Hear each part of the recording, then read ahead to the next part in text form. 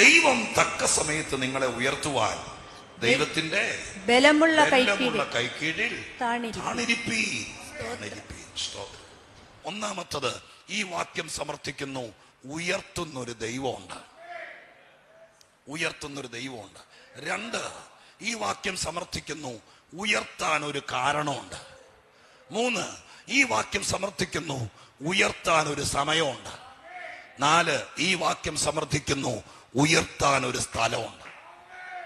ഈ നാല് കാര്യങ്ങളെ ഭംഗിയായി എന്നെനിക്ക് പറയാൻ പറ്റിയല്ല, കാരണം ഇനിയുള്ള സമയം കൊണ്ട് അത്രയും നമുക്ക് തെളിയിച്ചു കൊണ്ടുവരാൻ പറ്റിയല്ല. എങ്കിലും അസ്വസ്ഥരാകാതെ അശ്രദ്ധരാകാതെ ഇരിക്കുകയാണെങ്കിൽ ഈ നാല് കാര്യങ്ങളെ ഒരു 10 മിനിറ്റ് വീതമെങ്കിലും എടുത്ത് പറയണം. ഒരു അരമണിക്കൂർ വീതമെങ്കിലും പറഞ്ഞെങ്കിൽ ആ കാര്യത്തെ തൃപ്തിയായിട്ട് അവതരിപ്പിക്കാൻ പറ്റുള്ളൂ. അത്രയ്ക്ക് കണ്ടന്റ്, അത്രയ്ക്ക് ഉള്ളടക്കം അതിനകത്തുണ്ട്. എങ്കിലും ഒരു 10 മിനിറ്റ് വീതം എടുത്തെങ്കിലും പറഞ്ഞ് ഞാൻ എൻ്റെ വാക്കുകൾക്ക് ഉപസംഹാരം കുറിക്കാം. ഒന്നോടെ ഞാൻ പറയാം, ഈ വാക്യം സമർത്ഥിക്കുന്നു, ഉയർത്തുന്നൊരു ദൈവമുണ്ട്. നിങ്ങൾ ആ വാക്യം വായിച്ചപ്പോൾ ശ്രദ്ധിച്ചോ? കാലം മാറുമ്പോൾ നാട് മാറും, നാട് മാറുമ്പോൾ നമ്മളും മാറും. അതൊക്കെ ഒരു പൊതുവായ തത്വമാണ്, അല്ലേ? അങ്ങനെ കാലത്തിന്റെ മാറ്റം കൊണ്ട് നിനക്ക് ഒരു മാറ്റം വരുമെന്നല്ലല്ലോ വാക്യം. അവിടെ എഴുതിയിരിക്കുന്നത് അവൻ നിങ്ങളെ ഉയർത്തുമെന്നല്ലേ, അല്ലാതെ നീ തന്നെ അങ്ങ് ഉയർന്നോളൂ എന്നല്ലല്ലോ. പിള്ളേരൊക്കെ വലുതാകട്ടെ. സാധാരണ നമ്മൾ ആശ്വസിക്കാറുണ്ട്. ചിലർ വന്ന് പറയും, എൻ്റെ പാസ്റ്ററെ 3 വട്ടം തീരുമാനിച്ച് ആത്മഹത്യ ചെയ്തേക്കാന്ന്, 3 വട്ടം തീരുമാനിച്ച് മരിച്ചേക്കാന്ന്. ഞങ്ങൾ പാസ്റ്റർമാരല്ലേ, എന്തോരം പേരുടെ സങ്കടങ്ങളും ദുഃഖങ്ങളും ഈ ശ്രേഷ്ഠ ദൈവദാസന്മാർ കേൾക്കുന്നു. അപ്പൊ 3 വട്ടം തീരുമാനിച്ചു, സ്തോത്രം. പിന്നെ എന്തുകൊണ്ട് മനസ്സ് അപ്പൊ ഞങ്ങൾ ആശ്വസിപ്പിക്കുന്ന എങ്ങനെയാണെന്നറിയാം? എൻ്റെ പൊന്നു ബ്രദറെ, നിനക്ക് 2 ആൺപിള്ളേരല്ലേ? മൂത്തവനിപ്പോ 10-ലെത്തിയില്ലേ, മറ്റവനിപ്പോ 7-ലെത്തിയില്ലേ? 5-6 കൊല്ലോടെ കഴിയുമ്പോൾ അതുങ്ങൾ വളർന്നാൽ നിന്റെ കഷ്ടം തീരും. ഉപദേശിയാണെങ്കിൽ പോലും നമ്മൾ പറയുന്ന സുവിശേഷ, സ്തോത്രം, മനസ്സിലായോ? അതുങ്ങൾ വളർന്ന് എവിടെയെങ്കിലും, ഇപ്പോഴത്തെ കാലമല്ലേ, എങ്ങനെയെങ്കിലും പഠിപ്പിച്ച്, സ്തോത്രം, പെങ്കൊച്ചുങ്ങളാണെങ്കിൽ പോലും നേഴ്സിംഗ് പഠിപ്പിച്ചാലും കൊണ്ടോക്കൂടാ വല്ലവരും ആരെങ്കിലും ഏത് സ്ഥലത്ത് എത്തിക്കോളൂ. അവിടെ വെച്ച് അങ്ങനെയാണോ ഈ വാക്യം? നിന്റെ കൊച്ചു വളർന്ന് നേഴ്സായിട്ട് UK പോയിട്ട് കഷ്ടം തീരുമെന്നാണോ? സ്തോത്ര, ഹല്ലേലൂയ. നിന്റെ ചെറുക്കം വളർന്ന് നിന്റെ കടം തീർക്കുമെന്നാണോ? അല്ല. നിന്റെ മോന്റെ, മോളുടെ, നിന്റെ നാട്ടുകാരുടെ നീ വെച്ചിരിക്കുന്ന റബ്ബറിന്റെ, മാവിന്റെ ഒന്നും കണക്ക് ഇവിടെ ഇല്ല. നീ ദൈവത്തെ വിശ്വസിച്ചാൽ സ്വർഗം പറയുന്നു, നിനക്ക് അരസന്റെ ഭൂമിയെ ഉള്ളെങ്കിലും ദൈവം നിന്നെ ഉയർത്തും. ദൈവം ഉയർത്തും.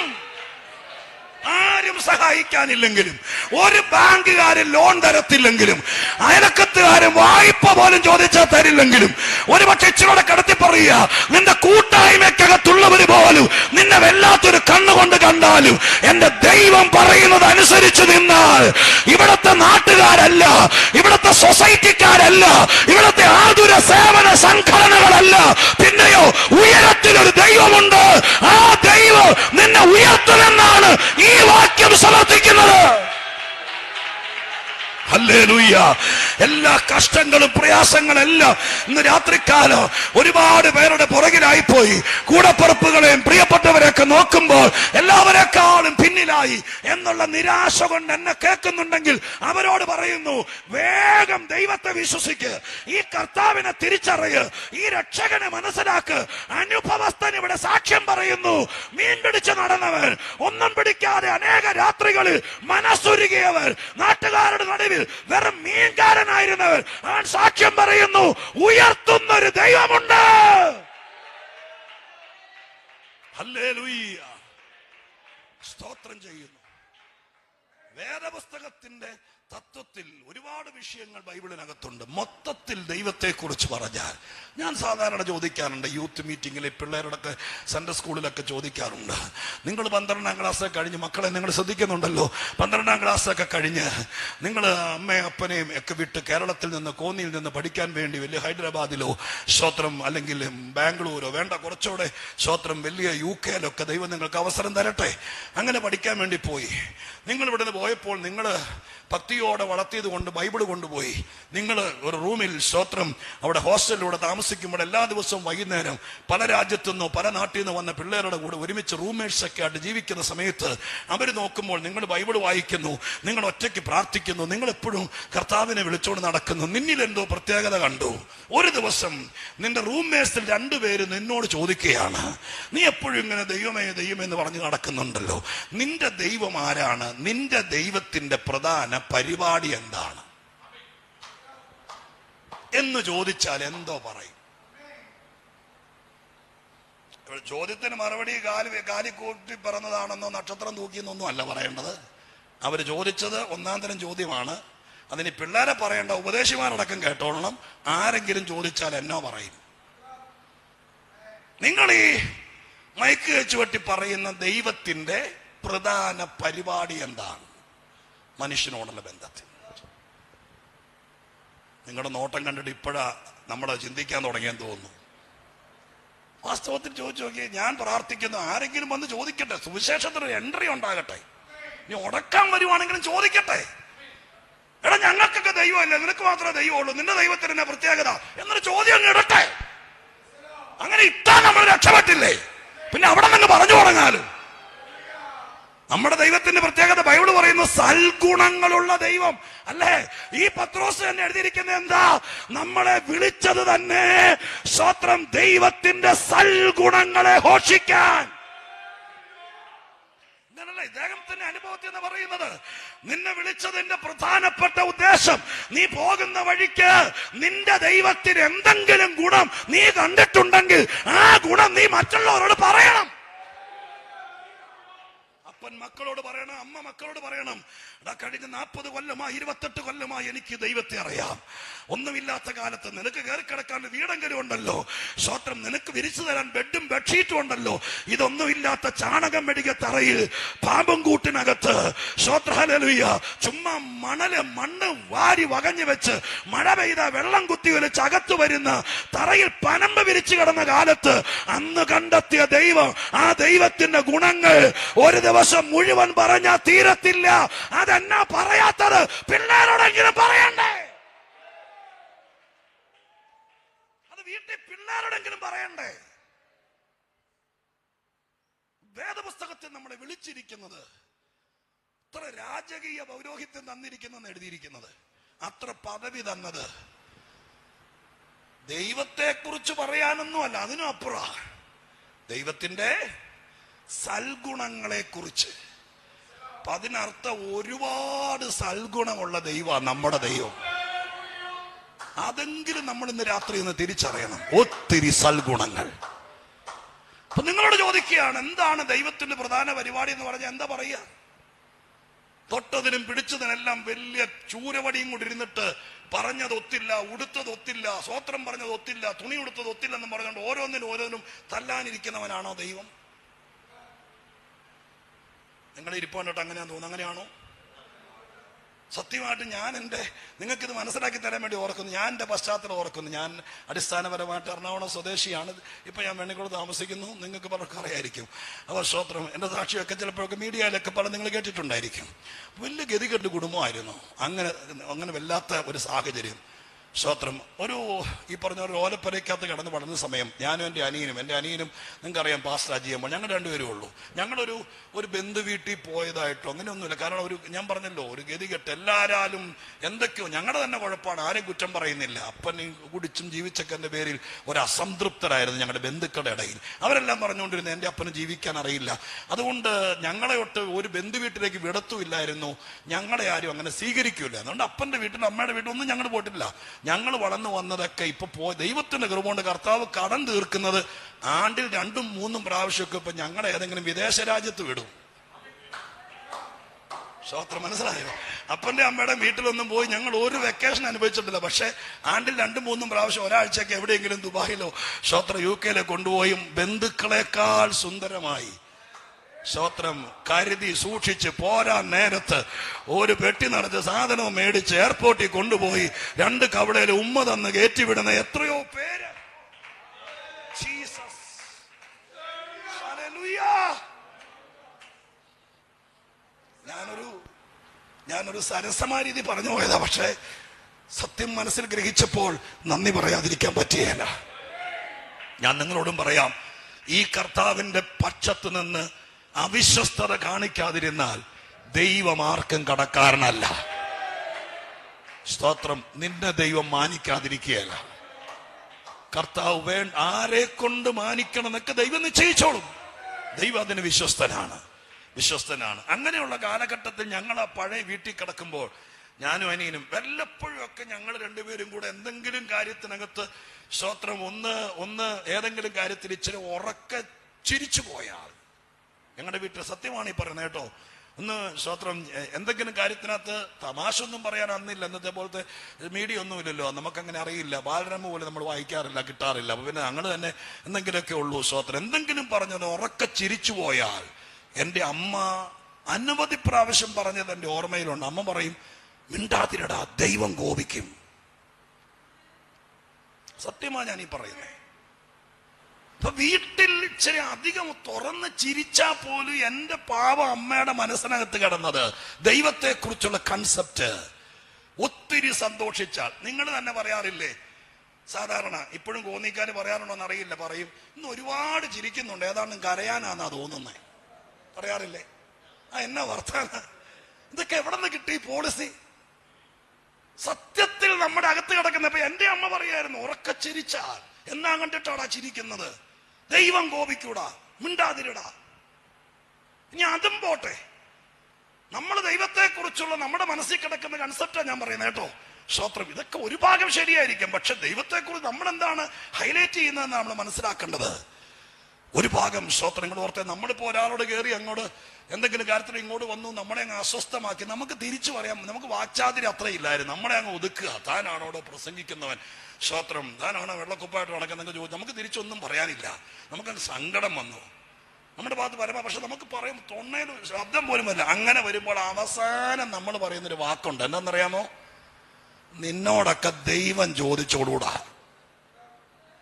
ഉത്തരം മുട്ടുമ്പോ അവസാനം വെച്ച് കാച്ചുന്നാൽ. അപ്പൊ ഈ വാക്കുകളിൽ നിന്നെല്ലാം നമ്മൾ എന്താ അവതരിപ്പിക്കുന്നേ? ദൈവത്തിന്റെ പ്രധാന പരിപാടി. ദൈവം അങ്ങനെ കത്തിയും തേച്ചുകൊണ്ടിരിക്കുകയാണ്. സ്തോത്രം. ഈ പറഞ്ഞ പോലെ ചോദിക്കാൻ, ഉറക്ക ചിരിച്ചാൽ കുത്താൻ. വാസ്തവത്തിൽ ഞാൻ ഈ കുമ്പനാട്ട് പഠിക്കാൻ വന്നതിന് ശേഷമൊക്കെയാണ് ഈ ദൈവം അനുഗ്രഹിക്കൂന്ന് പോലും ശരിക്കും കാത് തുറന്ന് കേട്ടത്. ഞങ്ങളുടെ നാട്ടിൽ ആരെങ്കിലും ഒക്കെ പറഞ്ഞാൽ അനുഗ്രഹിക്കൂ എന്ന് പറയുന്ന ഒരു ചുരുക്കമായിരുന്നു. മിക്കവാറും പേരെല്ലാം സ്തോത്രം ദൈവത്തെ കുറിച്ച് പറഞ്ഞുകൊണ്ടിരുന്നതെല്ലാം മറ്റു പല രീതിയിലായിരുന്നു. ഇന്ന് രാത്രി ഞാൻ നിങ്ങളോട് പറയാം, പത്രോസ് പറയുന്നു, കാര്യം ശരിയാണ്. സ്തോത്രം. ഇതിനകത്ത് കയറിയിട്ട് വേണ്ടാധീനം കാണിച്ചാൽ ദൈവം തമ്പുരാൻ അതിൻ്റെതായ നടപടിയെടുക്കും. പക്ഷെ ദൈവത്തിന്റെ പ്രധാന പരിപാടി ഇങ്ങനെ ബൈനോക്കുലറും വെച്ച് ക്യാമറയും വെച്ചോണ്ട് ആരെങ്കിലും സ്തോത്രം ഈ വക കാര്യങ്ങളുണ്ടോ എന്ന് നോക്കിയിരിക്കുന്നവനല്ല. പിന്നെ ദൈവത്തിന്റെ പ്രധാന പരിപാടി ആരെങ്കിലും ഒരുത്തരെ ഇണങ്ങി കിട്ടിയാൽ അവനെ ഉയർത്തിയിട്ട് ഞാൻ ദൈവമാണെന്ന് അവനിലൂടെ വെളിപ്പെടുത്താൻ കാത്തിരിക്കുന്ന ദൈവമാണ് നമ്മൾ ആരാധിക്കുന്ന ദൈവം, ഞങ്ങൾ പ്രസംഗിക്കുന്ന ദൈവം. സുവിശേഷത്തിന്റെ കാതലായ സർവശക്തനായ ദൈവം. അവൻ മുടക്കിയതെല്ലാം മനുഷ്യനെ തകർക്കാനല്ല, ഉയർത്താനാണ്. മനുഷ്യരാശിക്ക് വേണ്ടി മുടക്കിയ ഏറ്റവും വലിയ ഇൻവെസ്റ്റ്മെന്റ് എന്ന് പറഞ്ഞാൽ തെറ്റായിരിക്കില്ല. അത് മറ്റൊന്നുമല്ല, തന്റെ ഏകജാതനായ പുത്രനെയും അവന്റെ ചങ്കിലെ ചോരയെയും അവന്റെ ജീവനെയുമാണ് മനുഷ്യവർഗത്തിന് വേണ്ടി ദൈവം മുടക്കിയ ഏറ്റവും വലിയ മുതൽ മുടക്ക്. നിങ്ങൾ ദൈവത്തോട് ചോദിക്ക്, എന്തിനാണ് ഈ പുത്രനെ ഇവിടെ തകർത്തത്? ഒറ്റ മറുപടിയുള്ളൂ, ഏതെങ്കിലും വിധത്തിൽ ശപിക്കപ്പെട്ട മനുഷ്യനെ ഉയർത്തിക്കൊണ്ട് വരുവാൻ എന്റെ ഭാഗത്തുനിന്ന് ചെയ്യാവുന്ന എല്ലാം ഞാൻ ചെയ്തിട്ടുണ്ട്. ഹല്ലേലൂയ. ഇന്ന് രാത്രി ഞങ്ങളെ കേൾക്കുന്ന പ്രിയപ്പെട്ടവരോട് പറയാം, ഈ രാത്രി നിങ്ങൾ ഇനി ഇവിടെ പിശാചാന്നോ വെല്ലുപ്പന്റെ ശാപാന്നോ സ്തോത്രം, നിങ്ങൾക്ക് ഇനി കൂടോത്രം എന്ത് പറഞ്ഞാലും നിങ്ങൾ രക്ഷപ്പെടുകയല്ല ഇനി. കാരണം ഇന്ന് രാത്രി നിങ്ങൾ സത്യം കേൾക്കുക. നിന്നെ ഇവിടെ നിന്നുകൊണ്ട് ചുട്ട കോഴിയെ പറപ്പിക്കുന്നവനെ വിളിച്ചുകൊണ്ട് വന്ന് തലയോട്ടി കൂടോത്രം ചെയ്താലും നിന്നെ ഉയർത്താനുള്ള പണി ദൈവം ചെയ്തു വെച്ചിരിക്കുമ്പോൾ നീ അത് വിശ്വസിക്കാതെ മറ്റേത് വിശ്വസിച്ചാൽ ദൈവമല്ല ഉത്തരവാദി. ഇന്ന് രാത്രി നീ ദൈവത്തെ വിശ്വസിക്ക, ദൈവത്തെ വിശ്വസിക്ക. ഇതൊന്നും ഫലിക്കാതിരിക്കാന് ഞാൻ എന്റെ പുത്രനെ തന്നത്, ഇതൊന്നും ഫലിക്കാതിരിക്കാന് ഞാൻ എന്റെ ചോര തന്നത്. ഇന്ന് രാത്രി വചനം ചിലതിനെ കീഴ്പ്പെടുത്തട്ടെ. ചില ചിന്താഗതികള്, ചില ഭാരങ്ങള്, ചില തോന്നലുകള് ഇന്ന് രാത്രി ദൈവ വചനം കീഴ്പ്പെടുത്തട്ടെ.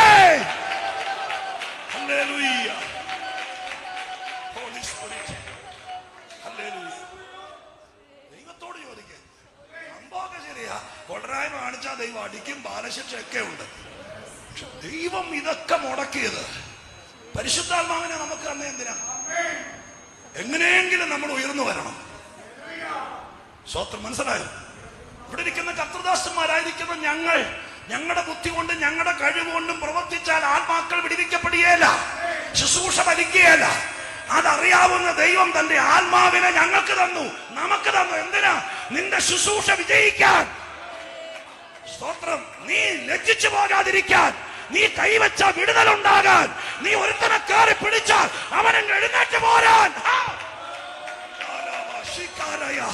ഇതെല്ലാം ദൈവം തന്നത് എന്നെയും നിങ്ങളെ ഉയർത്താനാണ്, ചിലരെ ഉയർത്തിക്കൊണ്ട് വരാനാണ്. ഹല്ലേലൂയ, സ്തോത്രം, ഹല്ലേലൂയ. രാത്രി ദൈവാത്മാവ് ഈ നാട്ടിൽ സത്യം വെളിപ്പെടുത്തുകയാ. കർത്താവ് പറയുന്നു, കോന്നിയുടെ മണ്ണിൽ ആനകുത്തി സ്വർഗം പറയുന്നു, ചിലരെ എനിക്ക് ഉയർത്താനുണ്ട്. ഈ നാട്ടിൽ ഇനിയും ചിലരെ ഉയർത്താനുണ്ട്. അവരുടെ പാപം കഴുകണം, അവരെ വീണ്ടെടുക്കണം, അവരെ സത്യത്തിന്റെ പരിജ്ഞാനത്തിൽ എത്തിക്കണം, അവരെ സത്യാരാധനക്കാരാക്കി മാറ്റണം. അതിന് ദൈവം ആരെയും തലയും മുറുക്കി ഇറങ്ങിയിരിക്കുക. അതിന് വിധേയപ്പെടാൻ ആര് തയ്യാറാകുന്നു അവരെ ദൈവം ആദരിച്ചിരിക്കും.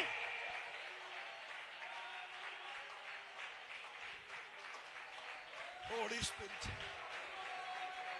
Hallelujah. കർത്താവേ മഹത്വം. ഹല്ലേലൂയ,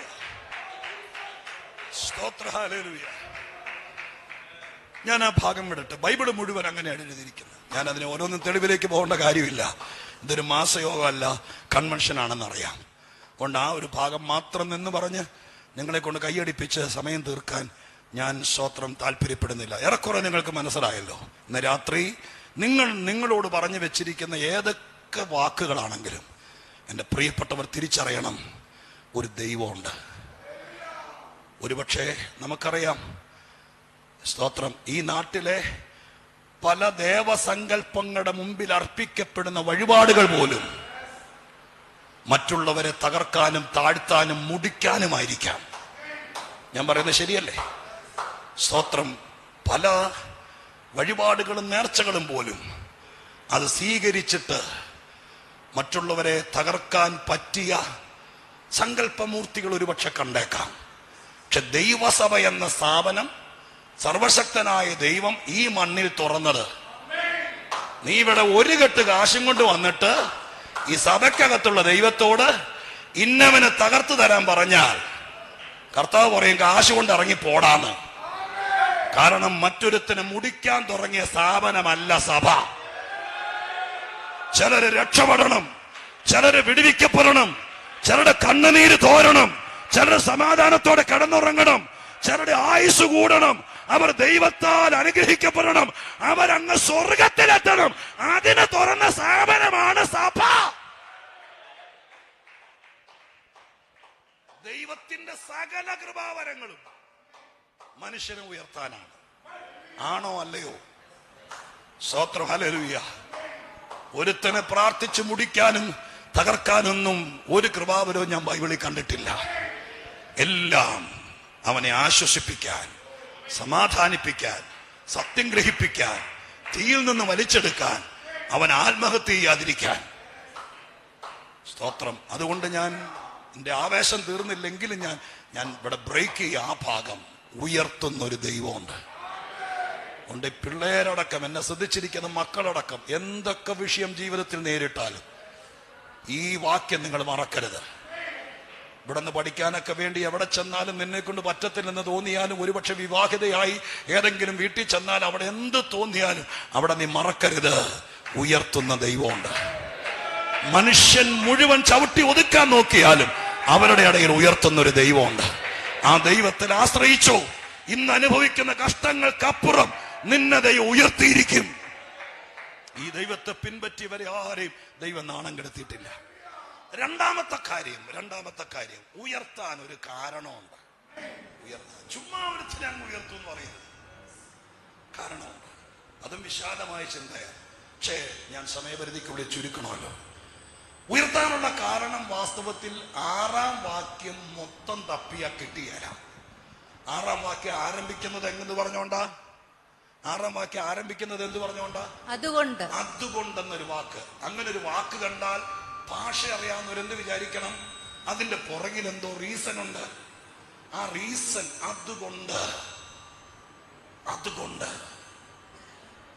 അപ്പൊ അതിന്റെ പുറകിലെ വിഷയം ആ വാക്യവുമായിട്ട് ഈ വാക്യം കണക്റ്റഡ് ആണ്. അപ്പൊ അതറിയണമെങ്കിൽ, അതുകൊണ്ട് എന്ന വാക്കിന്റെ രഹസ്യം അറിയണമെങ്കിൽ 5-ാം വാക്യം തീരുന്നത് ഇങ്ങനെയാണ്: താഴ്മയുള്ളവർക്ക് കൃപ നൽകുന്നു. ഓക്കെ, സ്തോത്രം. ആ വാക്കാണ് അവിടെ ഓരോ ഭാഗമായിട്ട് തിരിച്ചിരിക്കുകയാണ്. ആ വാക്ക് പറയുന്നു, താഴ്മയുള്ളവർക്ക് ദൈവം കൃപ നൽകുന്നു.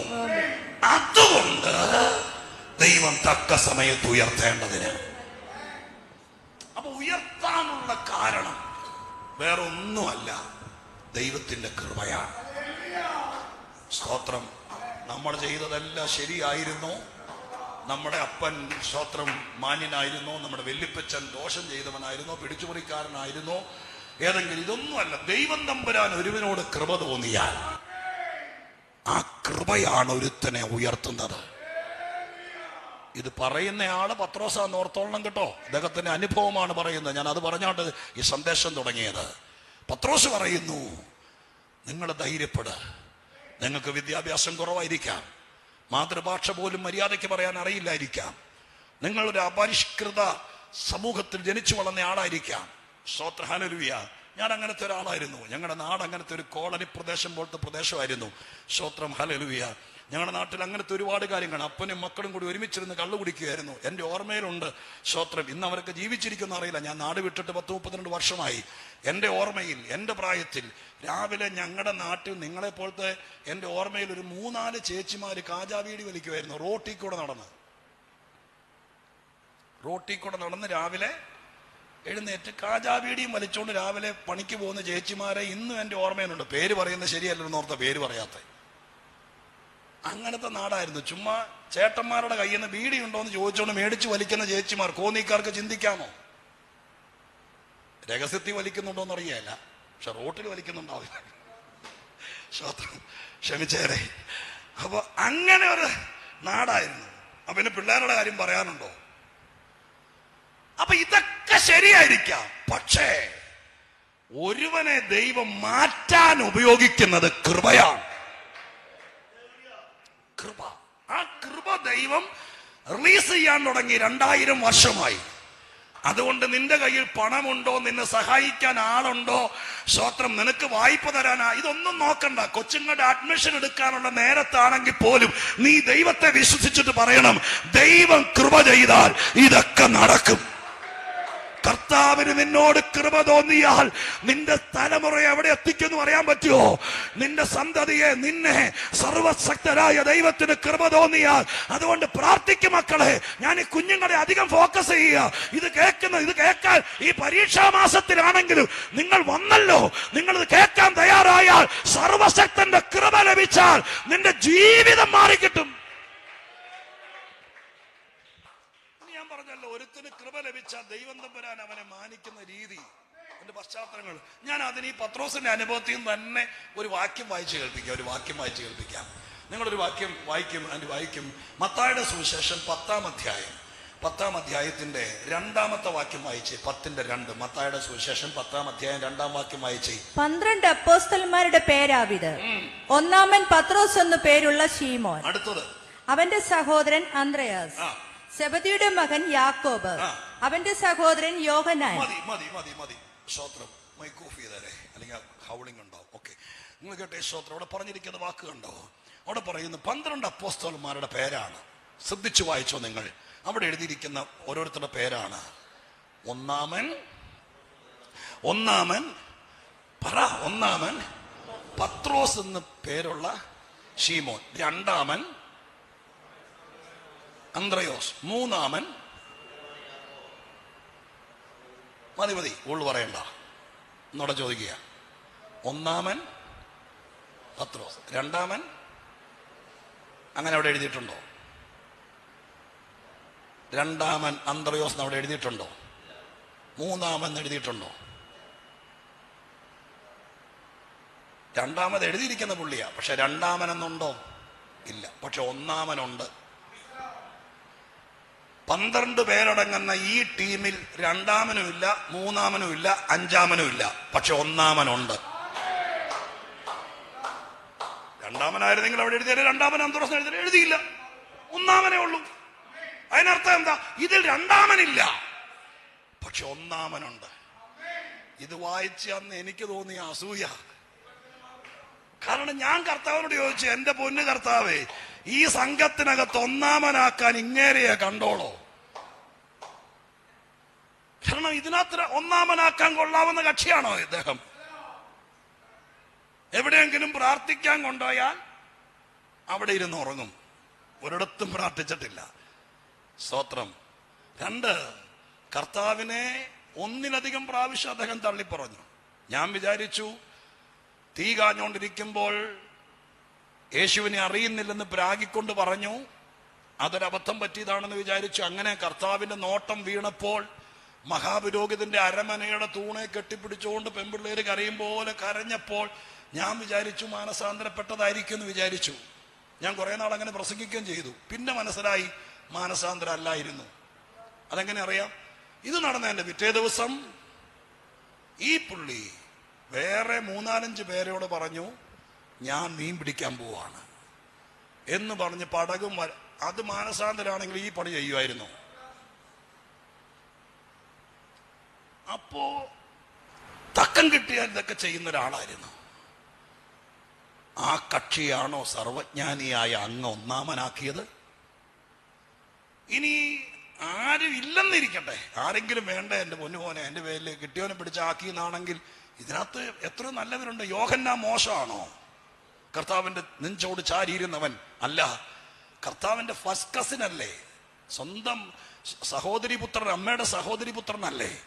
ഒരു ബന്ധുക്കാരനിരിക്കട്ടെ, നമ്മുടെ ആൾക്കാർ ചെയ്യുന്നത് പോലെ. സ്വന്തമായ ഒരു രക്തബന്ധം ഇരിക്കട്ടെ. അങ്ങനെയാണെങ്കിൽ കുറച്ചുകൂടെ സ്വന്തം ഡീസന്റ് ആയിരിക്കില്ലേ? കർത്താവ് കഴിഞ്ഞാൽ പിന്നെ ഈ ടീമിനെ നയിക്കാൻ കസിൻ ബ്രദർ ഇരിക്കട്ടെ.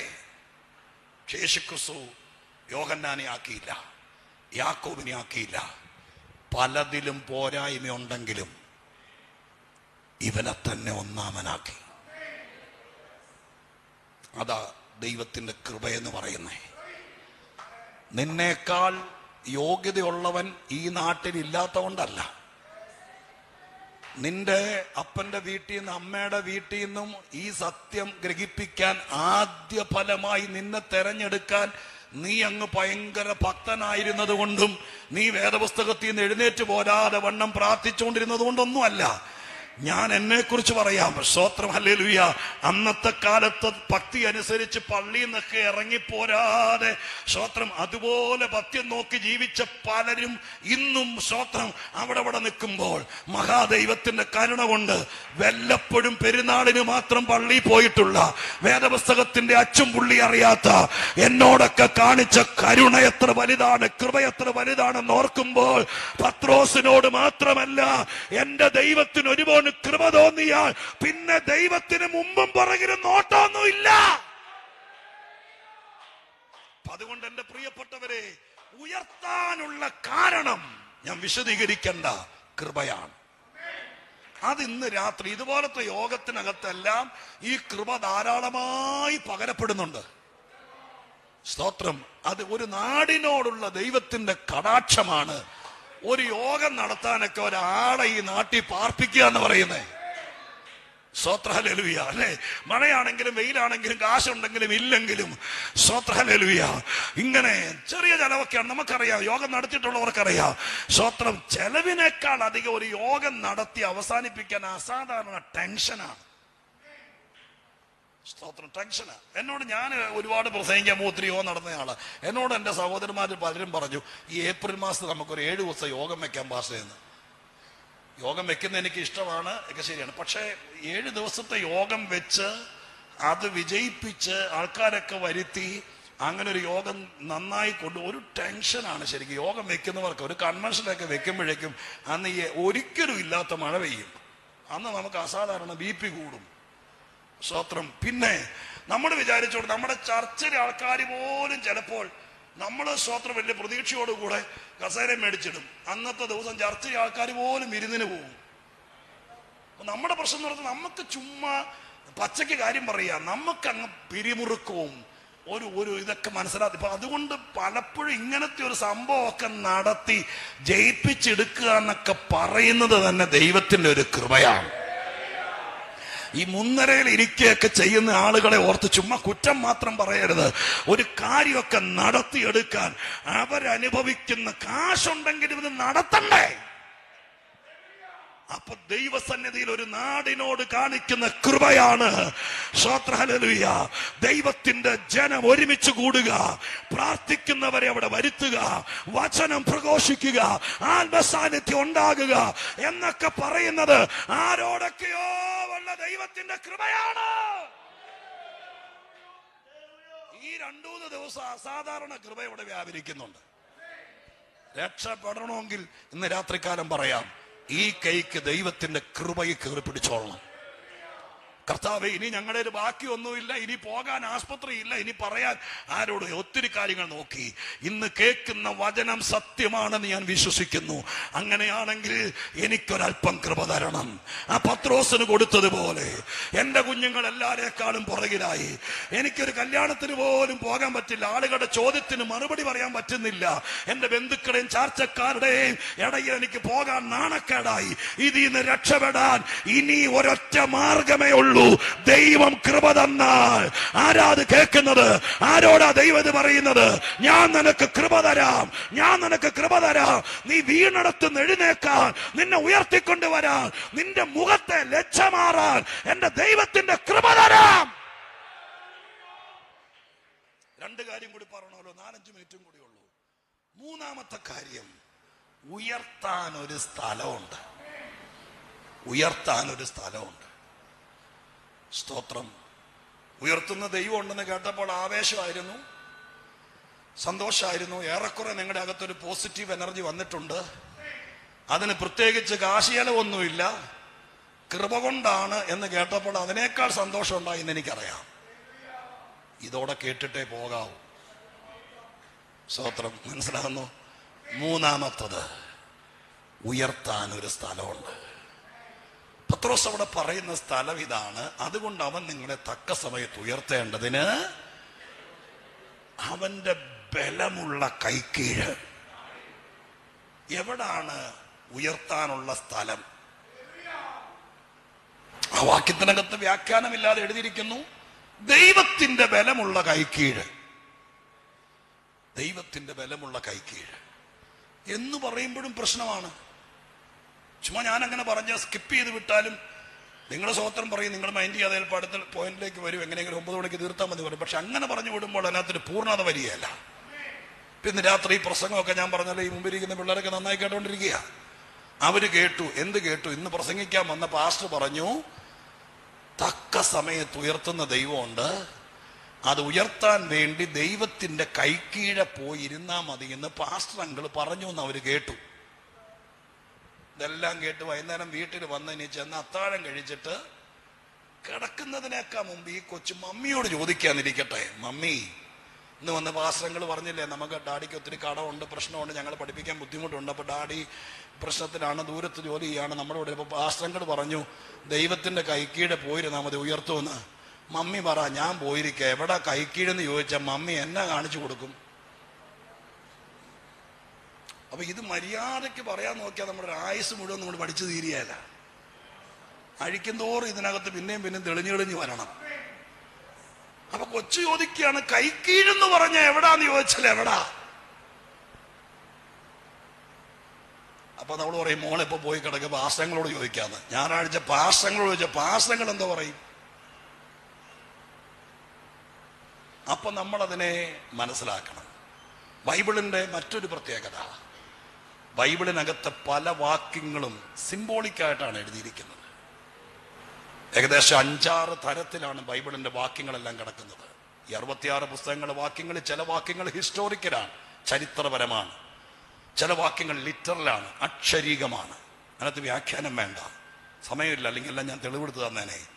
ചില വാക്യങ്ങൾ പ്രൊഫറ്റിക്കലാണ്, പ്രവചനാത്മകമാണ്. അത് ചിലപ്പോൾ എല്ലാവർക്കും പിടികിട്ടിയല്ല. അത് സാധാരണക്കാരന്റെ ഭാഷയിലേക്ക് കൊണ്ടുവരണം. അതാണ് പൊരുൾ തിരിക്കണം എന്ന് പറയുന്നത്. ചില വാക്കുകൾ സ്പിരിച്വലിയാണ്, ആത്മീകതയാണ്. ആത്മീകത നമുക്ക് പെട്ടെന്ന് പിടികിട്ടുന്ന ഭാഷയല്ല. അതുകൊണ്ടാണ് കർത്താവ് ദൈവരാജ്യം എന്ന് പറയുന്നത് ഒരു ആത്മീക വിഷയമാണ്. ഇവിടത്തെ പോലെ സ്തോത്രം നമ്മൾ ഗൂഗിളിൽ തപ്പിയാൽ കിട്ടുന്ന രാജ്യമല്ല.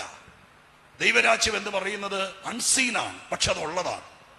അത് ആളുകൾക്കും അത് ആത്മീകം മനസ്സിലാക്കി കൊടുക്കാൻ പാടുണ്ട്. ആ മനസ്സിലാക്കി കൊടുക്കാൻ പാടുള്ളത് ദൈവം ആനുകാലികമായി മാറ്റി. അതുകൊണ്ടാണ് ദൈവരാജ്യം എല്ലാവിധ മീനും പിടിക്കുന്ന വല, ഒരു സ്ത്രീ 3 പറ മാവിലേക്ക് ചേർത്ത പുളിമാവ്, ഒരു മനുഷ്യൻ തന്റെ വയലിലേക്ക് എടുത്തിട്ട് കടുകുമണി എന്നൊക്കെ പറയാൻ കാരണം സ്തോത്രം ഇത് ഭയങ്കര ഡീപ്പായ സ്പിരിച്വാലിറ്റി ഉള്ളതാണ്. അതിനെ മനുഷ്യന് മനസ്സിലാകുന്ന ഭാഷയിലേക്ക് വരുത്തണം, സ്തോത്രം തെളിയിക്കണം. അതിനാണ് ദൈവം കൃപ കൊടുത്ത് ദൈവം. അല്ലെങ്കിൽ പിന്നെ എല്ലാവരും ബൈബിൾ ഒരെണ്ണം കൊടുത്ത് വീട്ടിലിരുന്ന് വായിച്ചോളാൻ പറഞ്ഞാൽ പോരെ? എന്തിനാ യോഗം വെക്കുന്നേ? എന്തിനാ പ്രഭാഷണങ്ങൾ നടത്തുന്നത്? ഈ പൊരുൾ തിരിഞ്ഞു കിട്ടാനാ.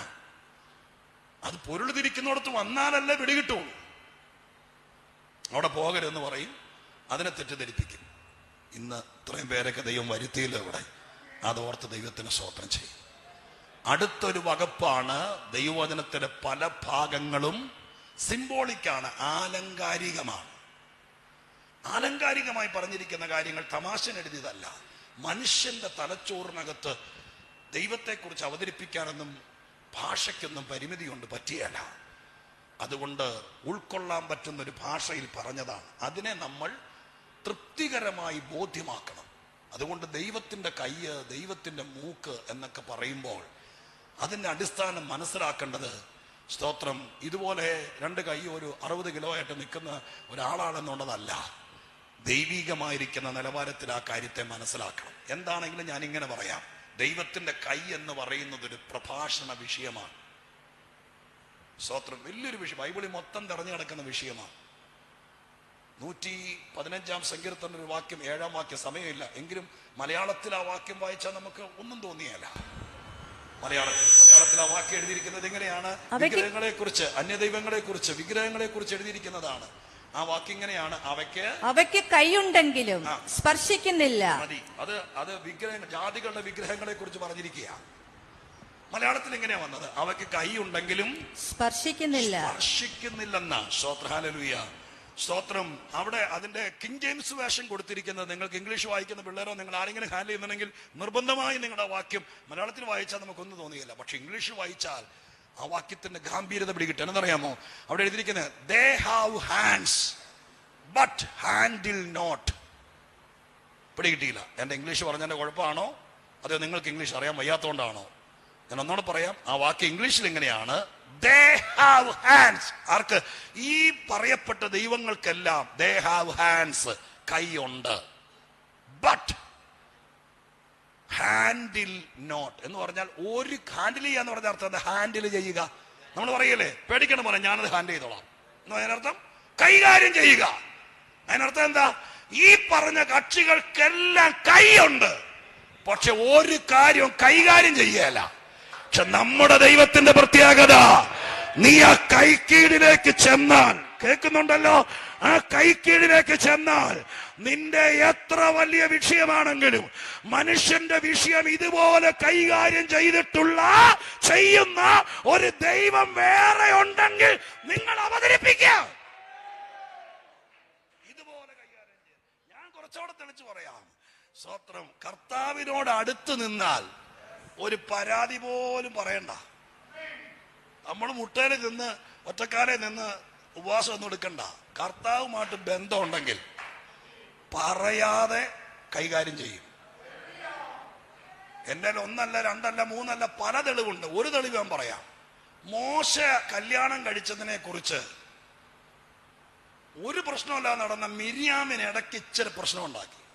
കൂശ സ്ത്രീ വിവാഹം കഴിച്ചെന്ന് പറഞ്ഞുകൊണ്ട് മിരിയാം കയറി. ഒരു പ്രശ്നമില്ല, സമാധാനമായിട്ട് പോയിക്കൊണ്ടിരിക്കുക. അന്നേരമാണ് ഒരു പ്രശ്നം അങ്ങ് ഉണ്ടാക്കുകയാണ്. അതിന് അഹരോനെ കൂട്ടുപിടിച്ചു. അങ്ങനെ മിരിയാമും അഹരോനും കൂടെ മോശയുടെ സ്വസ്ഥത കെടുത്തുക, ചുമ്മാ ഇറിറ്റേഷൻ ഉണ്ടാക്കുക, പ്രശ്നം ഉണ്ടാക്കുക. മോശ കല്യാണം കഴിച്ച നാത്തൂനെതിരെ അങ്ങ് പറയുകയാണ്. അമ്മാമ്മ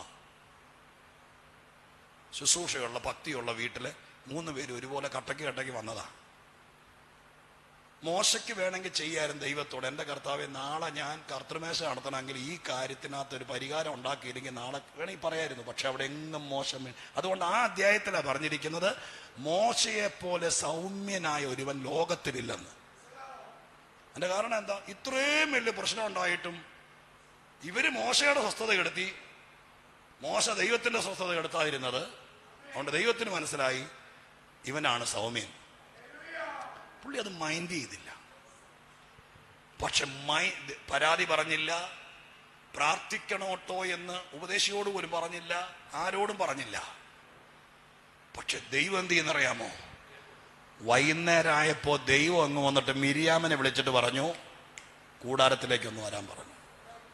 അഹരോനെ അപ്പുറത്തെ കൂടാരത്തിൽ വിളിച്ച് പറഞ്ഞു, വേഗം വന്ന് കൂടാരത്തിലേക്ക് വരാൻ പറഞ്ഞു. മോശയോടും പറഞ്ഞു, നീയോടെ വരാൻ പറഞ്ഞു. മോശ പരാതി പറഞ്ഞില്ല, മോശയുടെ ഭാര്യ പരാതി പറഞ്ഞില്ല. പക്ഷെ ദൈവമായ കർത്താവുമായിട്ട് ബന്ധമുള്ള കുടുംബമായതുകൊണ്ട് ചെറുതായിട്ട് പുകയാൻ തുടങ്ങിയപ്പോഴേ ദൈവം അത് യോശുവയെ അറിയുന്നതിനേക്കാൾ മുമ്പ്, കാലേബ് അറിയുന്നതിനേക്കാൾ മുമ്പ് ദൈവം അത് കൈകാര്യം ചെയ്തു. മോശ എഴുതിയത് കൊണ്ടാണ് നമ്മൾ അറിഞ്ഞത്, കേരളത്തിലെ പെന്തിക്കോസുകാർ അറിഞ്ഞത്. അതാ യോശുവ പറഞ്ഞ് നമ്മൾ അറിഞ്ഞതല്ല, കാലേബിന്റെ ഭാര്യ പറഞ്ഞ് നമ്മൾ അറിഞ്ഞതല്ല, മോശ എഴുതിയത് കൊണ്ടാണ് അറിഞ്ഞത്. ചെവി അറിയാതെ ഇതുപോലെ വിഷയം കൈകാര്യം ചെയ്യുന്ന ഒരു ദൈവം ലോകത്തിൽ വേറെയില്ല. അതുകൊണ്ട് ഇന്ന് രാത്രി സ്വർഗം പറയുന്നു, നിന്റെ വീട്ടിലെ ഏത് കുഴഞ്ഞ വിഷയവും കൈകാര്യം ചെയ്യാൻ ഇനി കോടതിക്ക് പറ്റില്ല, ഇനി രാഷ്ട്രീയക്കാർക്ക് പറ്റില്ല, ഇനി മെഡിക്കൽ കോളേജിന് പറ്റില്ല. ഇനി മനസ്സുണ്ടെങ്കിൽ കേക്ക്, ഒരു വഴിയുണ്ട്. സ്വത്രം അവന്റെ കൈക്കീഴിലേക്ക് നീ വന്നാൽ, നീ അവന്റെ കൈക്കീഴിലേക്ക് വന്നാൽ അവൻ കൈകാര്യം ചെയ്യാതിരിക്കില്ല. ദൈവത്തിന്റെ കൈക്കീഴിലേക്ക് വരിക.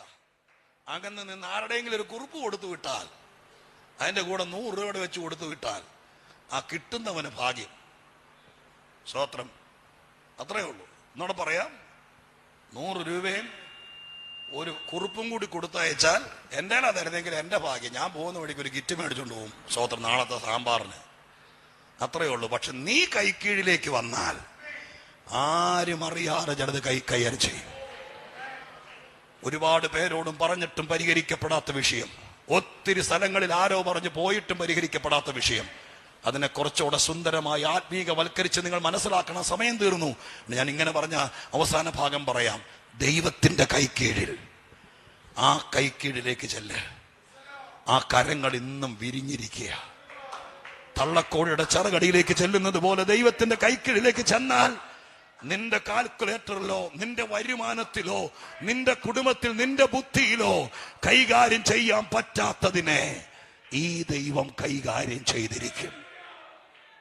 4-മത്തെ കാര്യം കൂടി ഒറ്റ വാക്കി പറഞ്ഞ് നിർത്താം. 4-മത്തെ കാര്യം, ഉയർത്താൻ ഒരു സമയമുണ്ട്. ആ സമയം അവിടെ എഴുതിയിരിക്കുന്നത് തക്ക സമയം എന്നാ.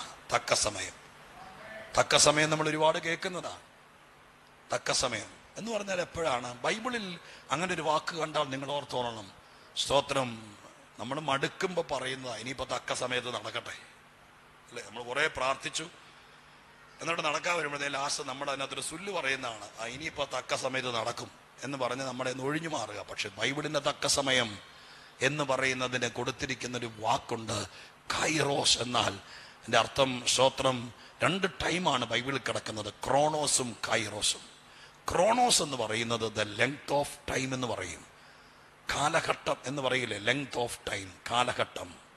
ക്രോണോസ് എന്ന് പറഞ്ഞത്, കൈറോസ് എന്ന് പറഞ്ഞാൽ ദ പോയിന്റ് ഓഫ് ടൈം. തക്ക സമയം എന്ന് പറയുന്നത് ഒരു പോയിന്റ് ഓഫ് ടൈം എന്ന് പറഞ്ഞാൽ മനസ്സിലായോ? നമ്മുടെ മേലെല്ലാം ഒരുപാട് ദൈവത്തിന്റെ വാഗ്ദത്തങ്ങൾ കിടക്കുന്നുണ്ട്. ചെല്ലുന്നിടത്തെല്ലാം നമ്മളോട് പറയും, സ്തോത്രം, ദൈവം നിന്നെ അനുഗ്രഹിക്കും, ദൈവം നിന്നെ മാനിക്കും. പക്ഷേ ഒത്തിരി കേട്ടിട്ട് നടക്കാതെ വരുമ്പോൾ നമ്മളീ പലരും പറയും എല്ലാം കള്ളന്മാരാ. ഇപ്പൊ പറയുന്നതല്ലേ കുറെ പേര്, ചുമ്മാ എനിക്കും പറ്റി സാറേ എന്നാണ് പെണ്ണുങ്ങളെല്ലാം കയറി യൂട്യൂബിൽ ഇരുന്ന് പറയുന്നത്. സ്തോത്രം. എന്തുകൊണ്ട് പറ്റി? ഒറ്റ കാര്യമുള്ളൂ, നീ ചെല്ലേണ്ടിയിരുന്നത് വല്ലവരുടെയും കക്ഷത്തിലേക്ക് കഴുത്തി വെച്ച് കൊടുക്കുകയല്ലായിരുന്നു, ദൈവത്തിന്റെ കൈക്കീഴെ ചെല്ലണമായിരുന്നു. കേരളത്തിലെ 10,000 ആളുകളെ ഞങ്ങളെടുത്ത് കാണിക്കാം, ദൈവത്തിന്റെ കൈക്കീഴെ ചെന്നിട്ട് ദൈവം ഉയർത്തിയവരെ. പെട്ടുപെടച്ച് ആരാണ്ടരെയൊക്കെ ചതി പറ്റിയിട്ടുണ്ട്. അതിന്റെ അർത്ഥം നീ ചെന്നത് വേണ്ട സ്ഥലത്തേക്കല്ല, അതിന് കർത്താവോ സഭയോ അല്ല ഉത്തരവാദി. പരിജ്ഞാനത്തോടെ കാര്യങ്ങൾ അറിയണമായിരുന്നു. പക്ഷെ ദൈവത്തിന്റെ കൈക്കീഴെ ചെന്നാൽ ചെല്ലുന്നതിനേക്കാൾ മുമ്പ് ഇടുകൊടുക്കുക ചോറും കറിയെന്നും പറഞ്ഞുകൊണ്ടൊന്നും സംഭവം നടന്നിരിക്കുകയല്ല. പക്ഷെ ഒരു കാര്യം ഉറപ്പാണ്, ഇപ്പൊ നിന്റെ പല കാര്യങ്ങളും ക്രോണോസിൽ കിടന്ന് കറങ്ങുക. ദ ലെങ്ത് ഓഫ് ടൈം നടക്കുമെന്നറിയാം, എപ്പോഴാന്നറിയില്ല. പക്ഷെ നീ ദൈവത്തോട് അടുക്കുമ്പോൾ സ്വർഗം ടൈമിംഗ് ട്യൂൺ ചെയ്യും. ട്യൂൺ ചെയ്തിട്ട് ക്രോണോസിനെ കൈറോസ് ആക്കും. എന്ന് പറഞ്ഞാൽ ഈ ലെങ്ത്തിൽ കിടക്കുന്ന, കാലഘട്ടത്തിൽ കിടക്കുന്നതിനെ ഒരു പോയിന്റിലേക്ക് കൊണ്ടുവരും. അതിന് വീട്ടിലിരുന്നാ പറ്റിയല്ല, അതിന് വേദപുസ്തകത്തിൽ ഒരുപാട് തെളിവുണ്ട്. സർവശക്തനായ ദൈവം തരുന്ന അവസരം ഉപയോഗിക്കണം. ആ സമയത്ത് ടൈമിംഗ് ആകും. അതിനാരെതിർത്താലും, എരിഹോവിലിരുന്ന കുരുടന്റെ മുമ്പിലൂടെ യേശു കടന്നുപോയി. സ്തോത്രം. അതൊരു ടൈമായിരുന്നു. ആ സമയത്ത് ആ മനുഷ്യൻ അലറിക്കരഞ്ഞു, ആളുകൾ വാപൊത്തി. അവൻ നിർത്തിയില്ല. അവൻ നിർത്താതിരുന്നപ്പോൾ അവന്റെ കൈറോസ് അവിടെ തെളിഞ്ഞു വന്നു. അന്നേരം യേശു പറഞ്ഞു, അവനെങ്ങ് കൊണ്ടുവാ. അവിടെ നിന്ന് വിടുതലായി. ഇന്ന് രാത്രികാലം ഞാൻ പറയാം, അനേക ആളുകൾ നിന്നെ കൈറോസിലേക്ക് കൊണ്ടുവരാതെ നിന്നെ ഇങ്ങനെ അലഞ്ഞ് കറങ്ങി ഈ ഘടികാരത്തിനകത്ത് സൂചി കറങ്ങുന്നത് പോലെ എല്ലായിടത്തും രഹസ്യത്തിലും പരസ്യത്തിലും കയറി ഇറങ്ങി നടന്നിട്ട് ദൈവത്തിന്റെ കൈക്കീഴിലേക്ക് വരാതെ നീ അകന്നു നിൽക്കുന്നിടത്തോളം കാലം നിന്റെ ലൈഫിലെ കൈറോസ് തെളിയത്തില്ല. ഈ 3 ദിവസം ഞാൻ അനുഗ്രഹിച്ചിട്ട് പോകുകയാണ്. ഈ യോഗത്തിൽ വന്നിരിക്കുന്നവർ, നാളെ വരാനിരിക്കുന്നവർ, ഈ അടുത്ത സ്ഥലത്തെങ്ങാൻ പത്തനാപുരത്തോ സ്തോത്രം കുമ്പഴയിലോ പത്തനംതിട്ടയിലൊക്കെ ഇരുന്ന് ആരെങ്കിലും ഓൺലൈനിൽ കേൾക്കുന്നുണ്ടെങ്കിൽ കൂടിയാൽ 20 മിനിറ്റ് യാത്രയുള്ളൂ. നിങ്ങൾ ഈ യോഗത്തിൽ വന്നിരുന്ന് കേക്ക്. ഇവിടെ വരുമ്പോൾ, ആ കൈക്കീഴിലേക്ക് വരുമ്പോൾ, ആ സാന്നിധ്യത്തിലേക്ക് വരുമ്പോൾ, കഴിഞ്ഞ 10 വർഷമായി നിന്നോട് പറഞ്ഞിരുന്ന പല കാര്യങ്ങളും അതിനെ ദൈവം ഒരു തക്ക സമയമാക്കും. ഇത് ദൈവത്തിന് പ്രവർത്തിക്കാനുള്ള സമയമാണെന്ന്, കൈറോസ് ആണെന്ന് സ്വർഗം തെളിയിച്ചു കൊണ്ടുവരും. അതിന്റെ സമയം ദൈവമായ കർത്താവ് ഒരുക്കുകയാണ്. അത് പാഴാക്കി കളയരുത്. ഞാൻ അവസാനിപ്പിക്കാം. നമുക്ക് എല്ലാവർക്കും ഒരു നിമിഷം എഴുന്നേറ്റ് നിൽക്കാം ദൈവസന്നിധിയിൽ. എഴുന്നേറ്റ് നിൽക്കുമ്പോൾ നിങ്ങൾ ആരും പോകരുത് കേട്ടോ. ഒരു പ്രാർത്ഥനയും കൂടി കഴിഞ്ഞിട്ടേ പോകാവൂ. ഒരു പ്രാർത്ഥനയും കൂടി 2 മിനിറ്റോടെ ദയവായി. ഈ സമയത്ത് പുറത്തേക്ക് ഇറങ്ങി പോകുന്നത് ഒരു ദൈവസന്നിധിയിൽ സ്തോത്രം ഒരു നിരുത്തരവാദിത്വപരമായിരിക്കും. ഒരു ദൈവസന്നിധിയിൽ ഒരു ഉത്തരവാദിത്വ രാഹിത്യമായിരിക്കും. അതുകൊണ്ട് ഇപ്പോൾ ഒരു 2 മിനിറ്റോടെ എഴുന്നേറ്റ് നിന്ന് ദൈവത്തോടൊരു വാക്ക് പ്രാർത്ഥിച്ചേ. നിങ്ങൾക്ക് എന്തോ തോന്നുന്നു, എന്ത് പ്രയാസം ഉണ്ടെങ്കിലും, ഒരുപക്ഷെ സാമ്പത്തികമായിട്ടും നിങ്ങൾക്ക് വലിയ ബുദ്ധിമുട്ട് കാണില്ല, പക്ഷെ എന്തോ ഒരു അസ്വസ്ഥത, അതെല്ലാം ദൈവം ഉയർത്തിയാൽ ഈ പറയപ്പെട്ടതൊക്കെ മാറും. നമുക്ക് ദൈവത്തോട് പ്രാർത്ഥിക്കാം, കണ്ണടച്ച് പ്രാർത്ഥിക്കാം. നാഥ, എൻ്റെ ഒരു കൊച്ചിന് മാത്രം പഠിച്ചിട്ടൊന്നും അവൻ എങ്ങും എത്തുന്നില്ല. എൻ്റെ കർത്താവേ, ഞങ്ങളുടെ വീട്ടിൽ എന്താ പ്രശ്നം എന്നറിയില്ല. ഇതെല്ലാം ചകഞ്ഞ് നമ്മളിങ്ങനെ കൈനോട്ടക്കാരൻ്റെ അടുക്ക് പോയി എനിക്ക് വല്ല വിഷയമുണ്ടോ തപ്പാൻ നടന്നാൽ ഒരു ആയുസ് പോയി കിട്ടത്തേ ഉള്ളൂ. എന്നാൽ ഇന്ന് രാത്രി കൃപ ദൈവം പകരുന്ന കാലമായിരിക്കയാൽ നിന്റെ പിന്നിലെ ഒരു വിഷയവും നീ നോക്കണ്ട. താഴ്മയുള്ളവർക്ക് കൃപ ലഭിക്കും. എന്താണ് താഴ്മ? ഇത് കേട്ടിട്ട് ഒരഹങ്കാരിയെ പോലെ യാതൊരു പ്രതികരണവും ഇല്ലാതെ ദൈവം ഒരു കാര്യം പറഞ്ഞിട്ട് മൈൻഡ് ചെയ്യാതെ നാം ഇവിടുന്ന് പോകുമ്പോൾ സ്വർഗം ഒരു വിലയിരുത്തും. ഞാനൊരു കാര്യം പറഞ്ഞിട്ട് ഒരാമയും പോലും പറയാതെ അവൻ പോയല്ലോ. അങ്ങനെ ദൈവത്തിന് തോന്നിപ്പിക്കരുത്. ഇന്ന് രാത്രി ദൈവത്തോട് പറയണം, കർത്താവേ, ഞാൻ അറിഞ്ഞിട്ടുണ്ടായിരുന്നു ഉയർത്തുന്നൊരു ദൈവമുണ്ടെന്ന്. പക്ഷെ അതിന് ദൈവത്തിന്റെ കൈക്കീഴിലേക്ക് വരാനൊന്നും എന്നെ കൊണ്ട് പറ്റിയില്ലായിരുന്നു. ഇന്ന് ഞാൻ കുറേയും കൂടി അടുക്കുകയാണ് അങ്ങയോട്. എന്നെ ദൈവത്തിൽ നിന്ന് അകറ്റുന്നത് എന്താണോ അതിന്ന് രാത്രി എന്നിൽ നിന്ന് മാറ്റണം എന്ന് ദൈവത്തോട് ഒരു വാക്ക് പ്രാർത്ഥിക്കുക. ഞാൻ നിങ്ങൾക്ക് വേണ്ടി, നിങ്ങൾ പ്രാർത്ഥിച്ചുകൊണ്ടിരിക്കുമ്പോൾ നമ്മുടെ ദൈവത്തോട് ഒരു വാക്ക് നിങ്ങൾക്ക് വേണ്ടി പ്രാർത്ഥിച്ച് ഞാൻ മൈക്ക് കൈമാറാം. പരിശുദ്ധ ദൈവമേ, ഞങ്ങളുടെ സ്വർഗീയ പിതാവേ, ഞങ്ങളുടെ ദൈവത്തെ പോലെ വിഷയങ്ങൾ കൈകാര്യം ചെയ്യുന്നൊരു ദൈവം വേറെയില്ല. ഞങ്ങളുടെ ദൈവത്തെ പോലെ മനുഷ്യനെ ഉയർത്തുന്നൊരു ദൈവം വേറെയില്ല. ഞങ്ങളുടെ ദൈവത്തെ പോലെ കൃപ കൊടുക്കുന്നൊരു ദൈവം വേറെയില്ല. ഞങ്ങളുടെ ദൈവത്തെ പോലെ മനുഷ്യന്റെ ടൈമിംഗ് ട്യൂൺ ചെയ്യുന്നൊരു ദൈവം വേറെയില്ല. ഇന്ന് രാത്രി അങ്ങയിൽ തന്നെ ആശ്രയിക്കുന്നു.